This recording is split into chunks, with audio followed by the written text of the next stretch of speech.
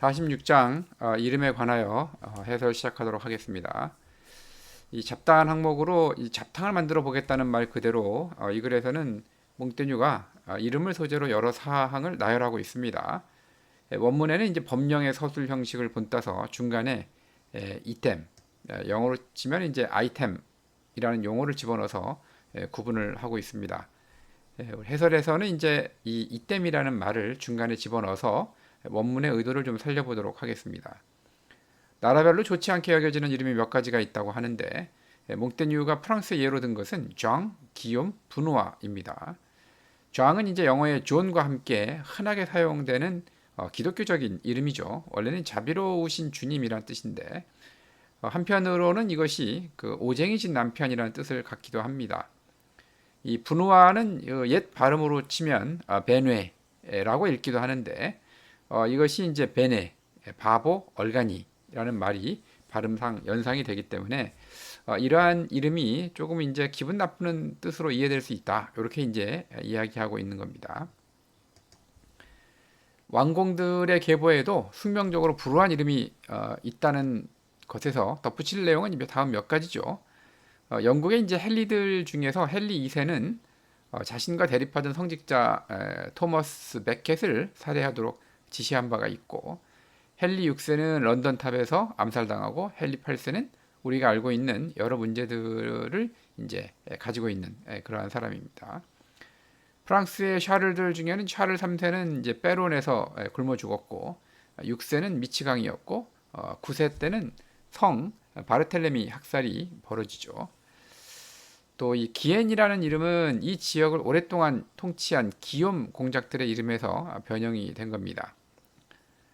또 노르망디 황제 헨리 2세의 아들인 헨리 같은 경우에는 연회에서 이제 비슷한 이름을 가진 귀족들을 모여 앉게 했는가 하면 로마의 게타 황제는 음식 이름의 첫 글자에 따라 요리를 내오도록 하는 이러한 진기한 일이 있었다 이런 얘기죠. 푸아티에는 이제 프랑스 중서부에 있는 도시인데 여기에는 노트르담 대성당이 있습니다.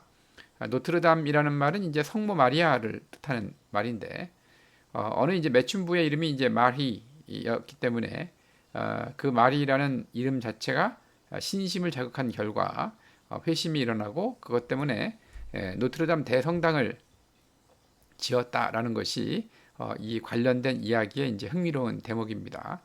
자, 지금 제가 사진으로 보여드리고 있는 것이 바로 뿌아띠에 있는 노트르담 대성당이죠. 종교개혁을 통해서 샤를 루이 프랑스와와 같은 전통적인 프랑스 이름 대신에 무드셀라, 에제키엘, 우리식으로 하면 에스겔이 되겠죠. 말라키가 유행을 하게 됩니다. 이것은 이제 종교개혁을 통해서 이루어진 어떤 사회적인 변화 내지는 분위기 이런 것들을 반영을 하고 있는 이름이 되겠죠.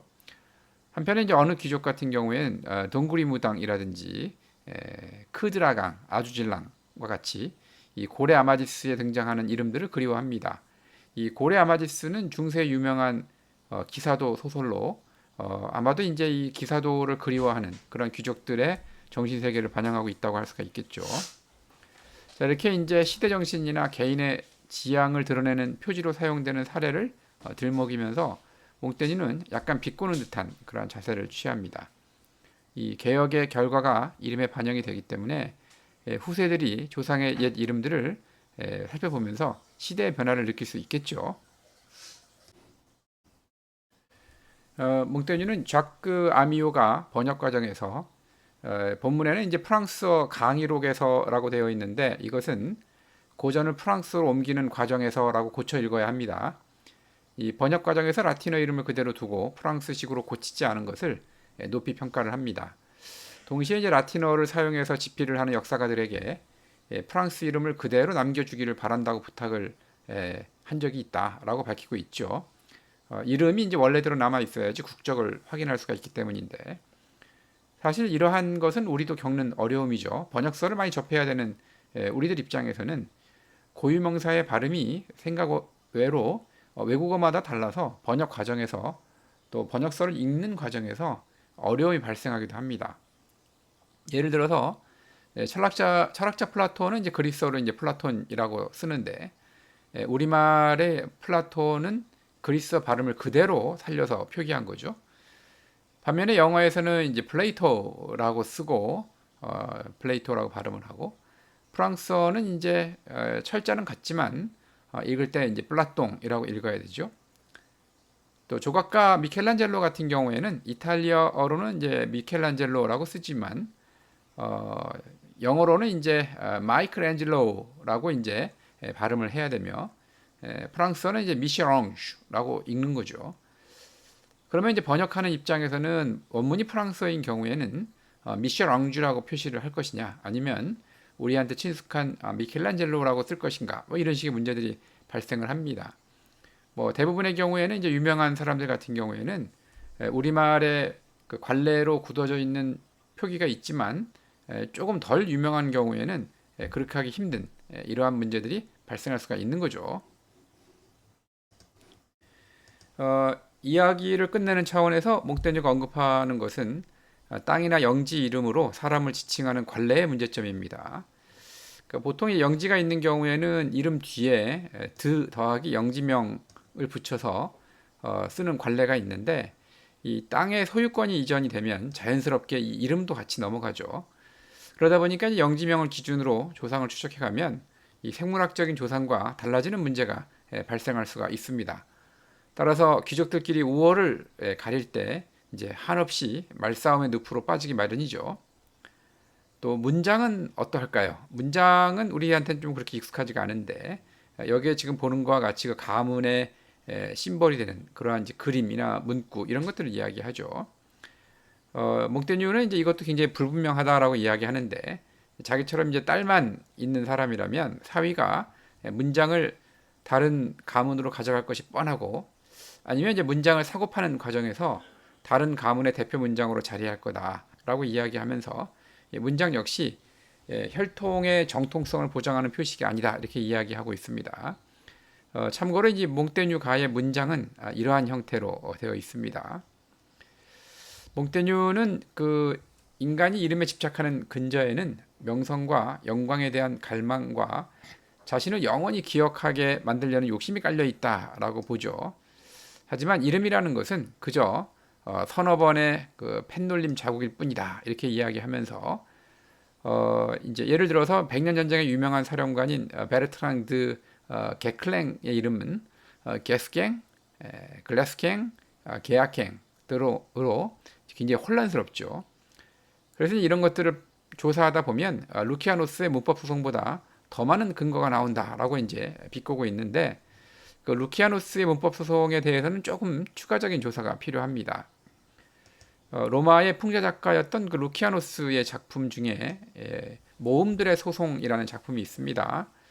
요거는 이제 시그마가 이 타우를 이제 자기 영역을 침범한다는 이유로 법정에 고발하면서 벌어지는 그러한 재판 과정을 그린 그림인데 고대 아티카, 이 아테네를 포함한 주변 지역을 아티카라고 이야기하는데 거기에 사투리로 보면 그 단어의 중간에 그 시그마가 두 개 겹쳐 있는 철자가 나오면 이것을 타우가 두 개 있는 것으로 발음을 바꾸는 그러한 습관이 있었죠.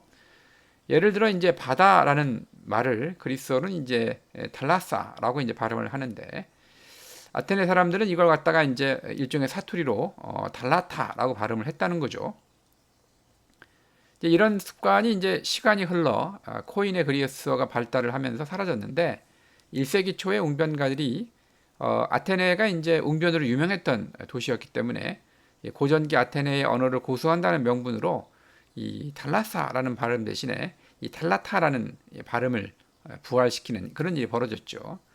루키아노스는 이제 이러한 시대착오적인 현상을 풍자하기 위해서 이 모험들의 소송이라는 책을 쓴 바가 있습니다. 그래서 여기에 나오는 것과 같이 이렇게 좀 엄청나게 많은 그러한 자질구레한 그러한 근거가 나온다라고 이제 비꼬고 있는데 사실은 이제 몽테뉴가 게클랭의 이름에 대한 혼란을 소개하는 것보다는 이 루키아노스의 이 작품을 이번 이런 구문을 통해서 접해보는 것도 훨씬 더 우리한테는 좀 재밌는 그러한 정보가 아닌가 그런 생각이 듭니다.